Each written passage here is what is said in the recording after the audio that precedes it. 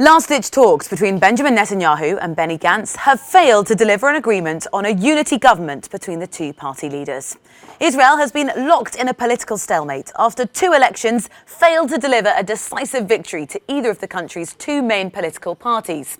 Gantz, who has until midnight tonight to find a path to power, acknowledged that while Israeli voters will be tired by a third election in the space of a year, he won't abandon his principles as part of his coalition building with other parties.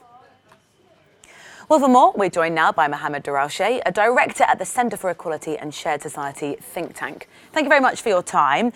Benny Gantz was determined to end the spin and start the action. He wanted to form this liberal unity coalition government. Why has it proved so difficult? Well, Benjamin Netanyahu, Prime Minister Netanyahu, has been very, very successful in delegitimizing the Arab parties, which constitute 13 seats, and that's a bit more than 11% of the parliament.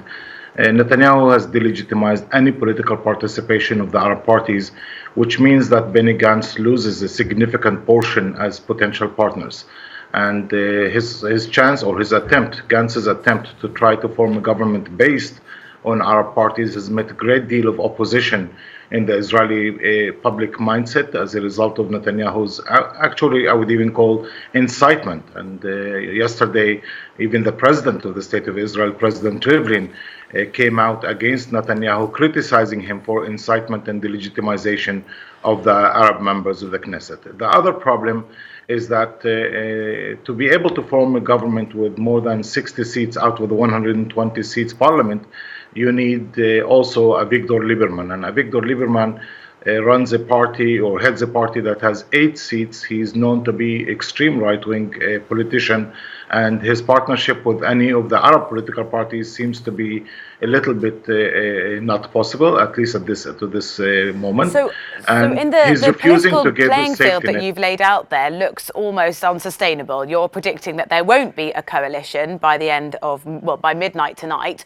So what outcome is there? Because there's huge public fatigue and political fatigue to have yet another election, the third one in a year. Correct. The public is exhausted from this option. But after midnight tonight, there will be an additional 21 days, during which time any 61 seats out of the 120 seat parliament can come back to the president and say, we do have a government.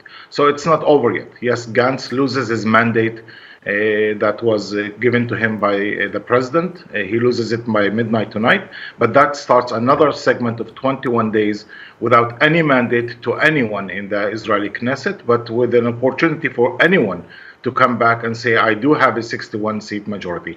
Gantz has How likely do you think that actually would be, though? 21 days from now, do you think that's actually a viable situation? And if not, and if the country did go back to another election, would it actually materially change the political playing field, and would we be back again at coalition talks?